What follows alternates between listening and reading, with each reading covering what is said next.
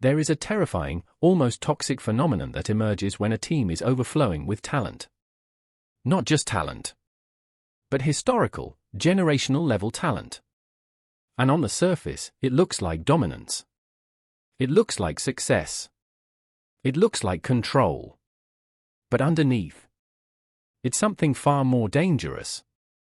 Because sometimes, brilliance becomes camouflage. Camouflage for mistakes. Camouflage for poor decisions. Camouflage for complete tactical failure. And that is exactly what we are witnessing right now with Team USA. On paper, everything looks perfect. An undefeated record. A clean 5-0 run in international qualifiers. The scoreboard says victory. The media says celebrate.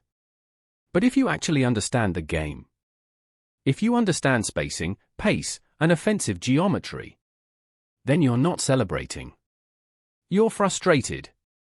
Because what you saw wasn't dominance. It was dysfunction hidden behind talent. In that matchup against Spain, Team USA didn't look like a machine. They looked like a system fighting itself. And at the center of that chaos is one name. Caitlin Clark. The most explosive offensive engine in modern basketball. The player fans around the world waited months to see back on the court. The player who had already proven, when given control, she changes everything. We saw it. Her performance against New Zealand made it clear. The formula works. Fast pace. High IQ reads. Deep shooting range. Total offensive control. So what happens next? You build around her. You unleash her. You let her run the system. But that's not what happened. Instead, the coaching staff, led by Nate Tibbetts, did the exact opposite. They hesitated. They reverted. They went back to the old system. And in the biggest moment, they benched her. But that wasn't even the worst part. Because when she finally stepped onto the court, what followed was something almost impossible to justify. Look at the lineup. Chelsea Gray, Kelsey Plum, Jackie Young, Dearica Hamby, and then Caitlin Clark. At first glance, it looks stacked. Elite scorers everywhere. But structurally, it's a disaster. Because basketball isn't just about talent. It's about roles. It's about balance. It's about function. Chelsea Gray controls tempo. Kelsey Plum scores. Jackie Young attacks. Hamby anchors the paint. So what role is left? Where does Caitlin Clark fit? Here's the shocking answer. They turned her into a forward. A spot-up player. A decoy. They took the best playmaker on the court and removed the ball from her hands. They placed her in the corner. They asked her to set off-ball screens. They slowed the game down and told a Ferrari to sit in traffic. This isn't just questionable coaching. It's system failure. It's like asking Patrick Mahomes to play offensive line. You're not just misusing talent. You're erasing it. Because what makes Caitlin Clark special isn't just shooting. It's gravity. It's vision. It's the ability to bend the entire defense with one decision. And when you take that away, the entire offense collapses. But it doesn't stop there. Because this decision didn't just hurt the offense. It created a defensive nightmare. You're now playing a perimeter guard at the power forward position against a team like Spain. A team built on size, physicality, interior dominance. You are practically inviting them to attack the paint, to exploit mismatches, to punish your system. And that's exactly what happened. What should have been a 40-point statement victory turned into a struggle. A messy, grinding, uncomfortable game. That never should have been close. And that's the real story here. Not the win. Not the record. But the warning signs. Because when a team this talented looks this disorganized, it means something deeper is wrong.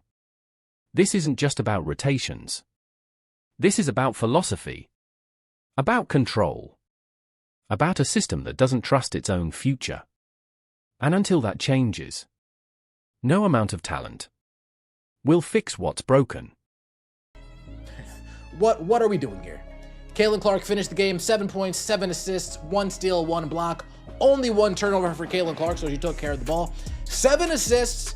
This was Caitlin Clark making do with what she had. You know, the 7 points, she missed a good amount of 3-pointers. But the 7 assists shows that. And this is where the situation goes from questionable to completely unbelievable. Because the coaching staff didn't just misuse Caitlin Clark. They put her in a position that makes absolutely no sense. On any level of basketball logic. They forced her to defend the low block. Against size. Against strength. Against players like Awar Pham. A towering, physical presence standing at 6 feet 4 inches. This is the kind of mismatch that opposing coaches dream about. And Spain saw it instantly. They targeted it. They attacked it. They tried to punish it. But what happened next completely shattered the narrative. Because critics have spent months saying Caitlin Clark is a defensive liability. That she can't handle physicality. That she breaks under pressure. And yet, in a true David versus Goliath moment, she didn't flinch. She didn't panic. She didn't back down. Instead, she locked in, lowered her center of gravity, anchored her feet, and waited. Not rushed. Not reactive. Precise. Calculated. At the exact right moment. She struck. A perfectly timed swipe. Clean. Violent. Surgical. The ball is gone. Turnover. Possession saved. And just like that, the same player labeled a liability becomes the one cleaning up the system's mistakes. That's not weakness. That's instinct. That's IQ. That's elite-level awareness. But here's the real problem. She never should have been in that position. To begin with. Because while her defensive effort was incredible, the system around her was collapsing.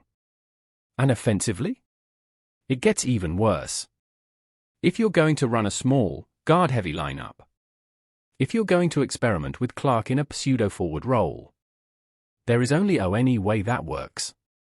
You play fast. Relentless pace. Non-stop transition. You turn the game into chaos. You force bigger, slower players to run until they break. That's the math. That's the strategy. That's the ONLY justification. But what did Team USA do? The complete opposite. They slowed it down. They walked the ball up the court. They ran a half-court system. Led by Chelsea Gray. Right into the strength of Spain's defense. Disciplined. Structured. Compact. And the result? Offensive disaster. No rhythm. No flow. No identity. Players standing still. Watching each other. Spacing completely collapsed. The floor shrank. Everything became harder. Kalia Copper was forced into isolation again and again and again, driving into walls of defenders. With nowhere to go, Dearica Hamby was left battling in contested post-ups, just to generate something, anything. And the entire time, the one player who could fix all of it is standing in the corner, watching, waiting, disconnected from the offense. Because when you take the ball out of Caitlin Clark's hands, You don't just limit her scoring. You break the system. You remove the engine. You eliminate the flow. You destroy the easy shots, the open looks, the opportunities she creates out of nothing. And yet, despite all of that, she still produced 7 points, 7 assists, a steal, a block, and only any turnover. Let that sink in. In a broken system, with bad spacing, limited touches, and constant disruption, she still led the team in playmaking. That assist-to-turnover ratio? That's elite. That's control. That's basketball IQ at the highest level. Because every time she actually had the ball, something happened. A pass, an advantage, a breakdown in the defense. If just a couple more shots had fallen, if a few open looks were converted, we're talking about a completely different stat line. A double-double. A dominant performance. Even inside a system designed to limit her? And that's what makes this so powerful. Even when restricted. Even when misused. Even when placed out of position. Caitlin Clark still bends the game. Still creates. Still impacts winning. Because greatness doesn't disappear. Even when the system tries to hide it. Ball. 7 points, missed a few open threes. Easily could have been 13-7. Easily could have been 13-7. But that's not the way the cookie crumbles. Shout out to Jim Carrey. Caitlin Clark in the first half today, 5 points, 4 assists, 0 turnovers. And then, there was that moment. The kind of moment that doesn't just make highlights. It defines an entire tournament. Because in a single sequence, Caitlin Clark reminded the world exactly who she is. It starts deep in the backcourt, near her own baseline. Most players in that situation, they slow it down. They reset. They wait for the system to form. And that's exactly what Team USA was preparing to do. Another slow possession. Another predictable half-court set. But not her. Because while everyone else was thinking about the next play, Clark had already seen it. Her mind was 2 steps ahead. Scanning. Processing. Calculating. And then, she spots it. A streak of movement cutting through the defense. Paige Bueckers. Running the floor in transition. No hesitation. No extra dribble. No wasted motion. Just instinct. Clark plants her feet. And launches. A full-court pass. 70 feet of pure precision. A perfect missile through open space. The ball travels the entire length of the court. And lands exactly where it needs to be. Right into Bueckers' path. In stride. Layup. Easy. Effortless. Unstoppable. And just like that, defense becomes offense in an instant. No setup. No system. No delay. Just brilliance. That right there. That is the Caitlin Clark effect. The ability to create something. Out of nothing. To turn a routine possession into a moment that breaks the game open. And more importantly, that's exactly how this team should be playing. Fast. Relentless. Unpredictable. Because when you lean into that style, you don't just score more. You overwhelm your opponent. You force chaos. You dictate the pace. But instead, those moments were rare. Scattered. Almost accidental. Because the system kept pulling everything back. Into the half-court. And when it did, everything slowed down again.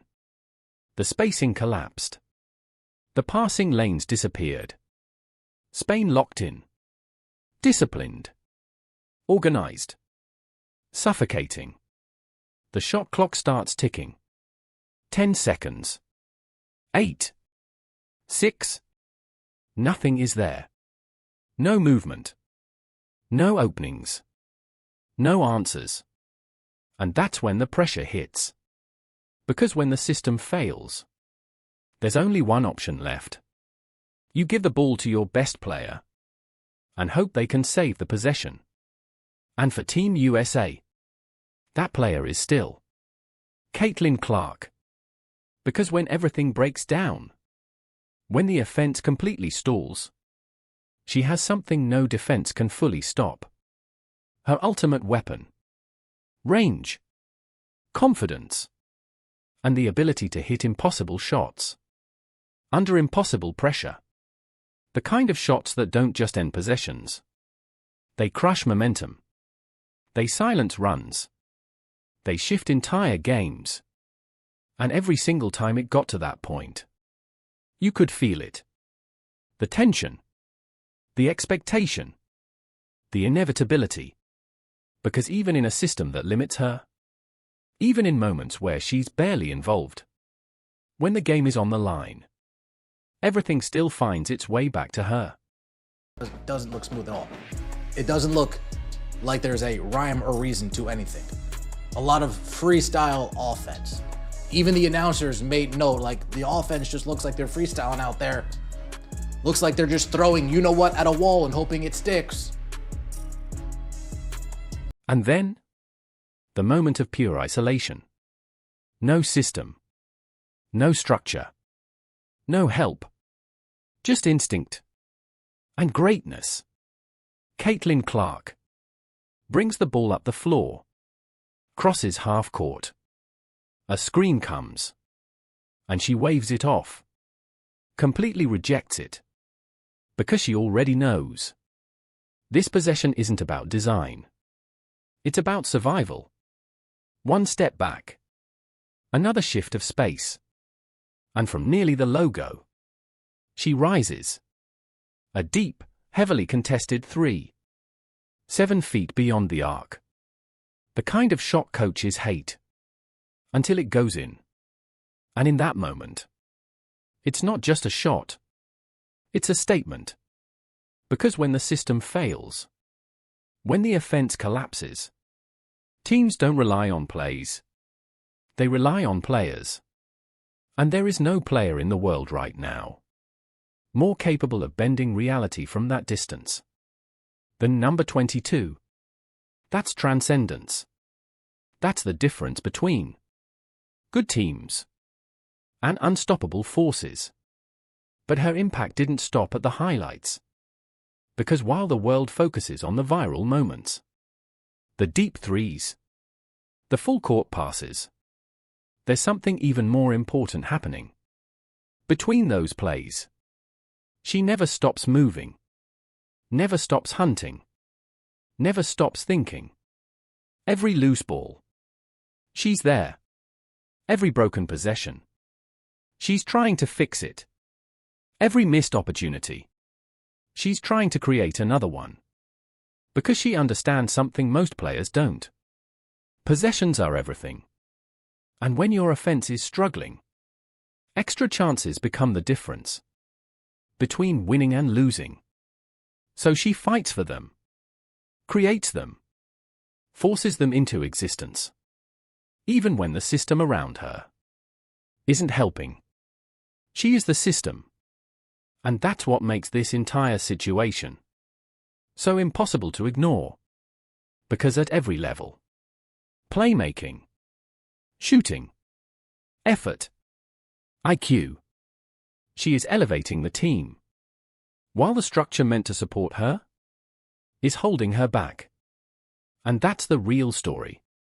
Not just what she's doing, but what she's doing despite everything.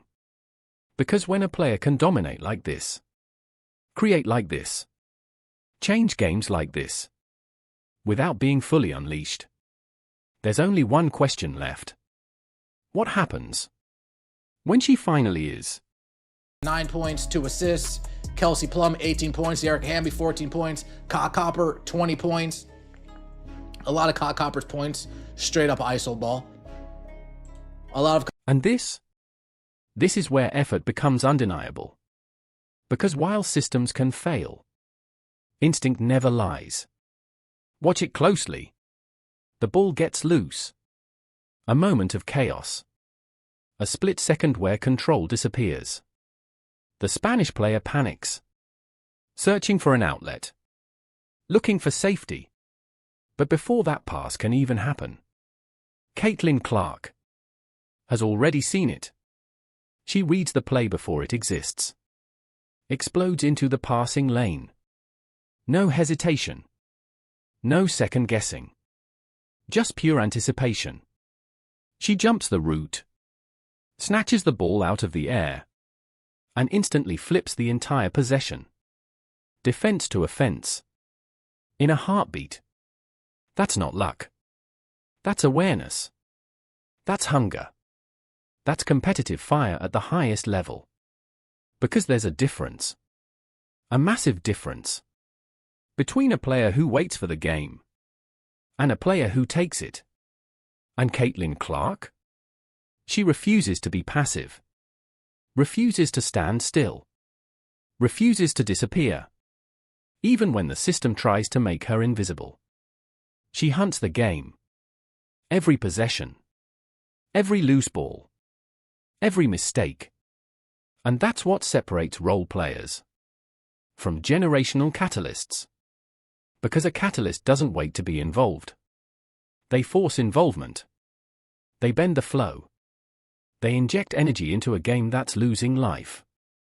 And in that moment, that single steal, you can feel it again. Momentum. Urgency. Control shifting back. But just as important as what's happening on the court is what's happening behind the scenes. Because for months now, the conversation hasn't just been about basketball.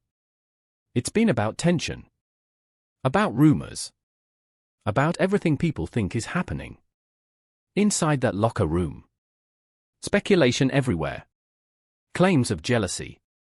Talk of division. Veterans versus rookies. Old guard versus new generation. A team supposedly on the edge of fracture. But here's the truth. Moments like this complicate that narrative. Because when you watch the effort, the reactions, the way players respond in real time, you start to see something different. Not perfect harmony. But not chaos either. Something in between. A team still trying to figure itself out. Still adjusting to a shift that can't be stopped. Because whether anyone wants to admit it or not, the future is already here. And every possession like this, every steal, every pass, every moment of brilliance, makes that reality harder and harder to ignore. Head down. Dearica Hamby calling for the ball in the post, calling for it and calling for it. And they gave it to her. She converted.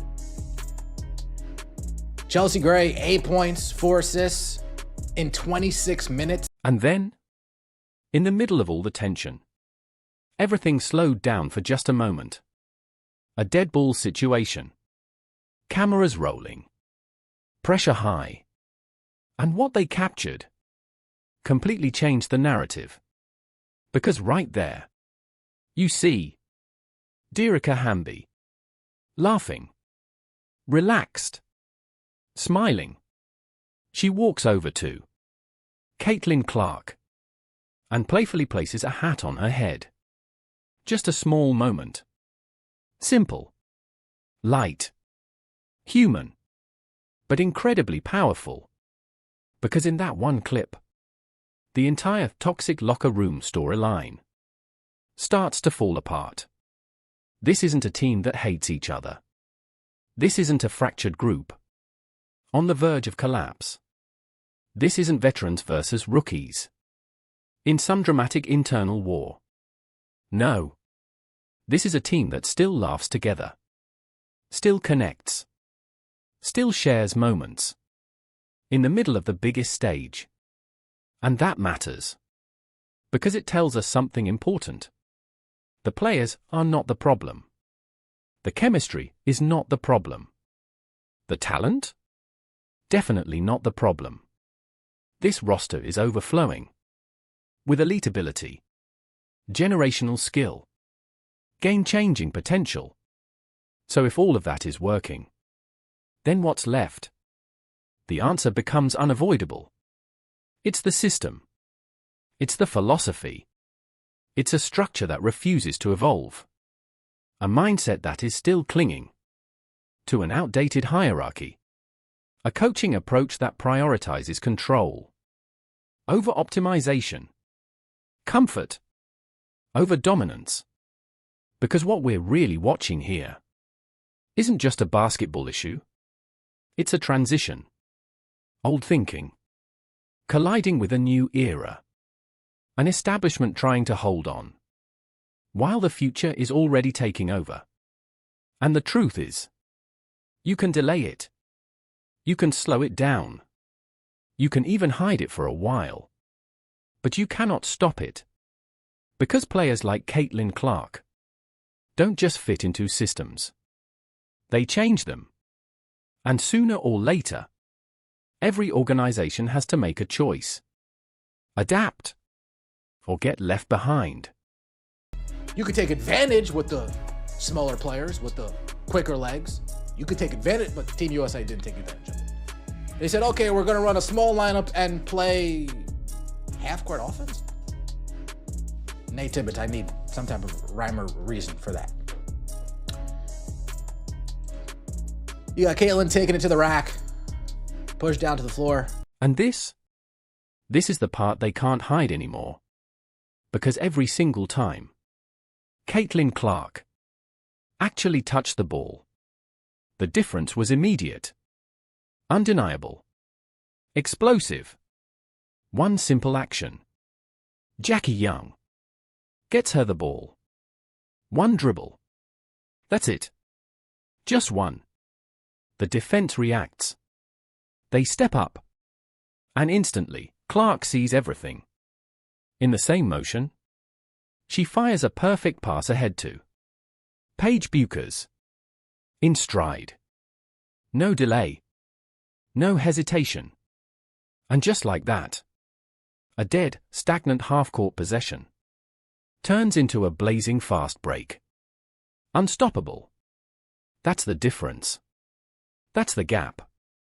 That's the level of processing speed. That simply cannot be taught.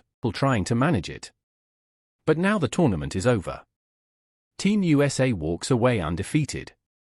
On paper, it's success. But for those who truly watched, it feels incomplete. Because now comes the hardest part. The business side of basketball. While fans are ready to see more, the league is stuck in negotiations. The future of the WNBA is sitting in boardrooms. Contracts. Revenue splits. Power struggles. All while the game itself is evolving in real time. Because whether anyone wants to admit it or not, Caitlin Clark has already changed everything. Viewership. Attention. The audience is waiting.